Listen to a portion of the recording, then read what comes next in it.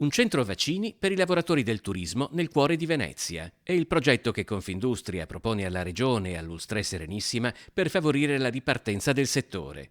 L'iniziativa interesserà gli addetti degli alberghi e delle altre aziende associate attive nel comparto turistico per un totale di circa 2.500 lavoratori, ma sarà diretta anche ai dipendenti di imprese stanziate a Venezia e operanti in altri settori. Le vaccinazioni ci permettono una ripartenza più rapida e veloce rispetto alle altre destinazioni ed è un qualcosa che abbiamo voluto fare in sinergia con l'amministrazione comunale e con la regione affinché Venezia disponga di un hub per una vaccinazione molto veloce per tutto il comparto. Quindi siamo molto felici di poter contribuire alla ripartenza di tutta la città.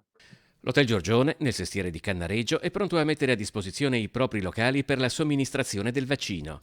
In attesa che la Regione fornisca le modalità per presentare i piani vaccinali e la disponibilità delle dosi, l'Hub veneziano si aggiungerebbe alle altre 3 sedi offerte dall'Associazione degli Industriali a Marghera, Stra e Rovigo, già pronti ad avviare la campagna vaccinale.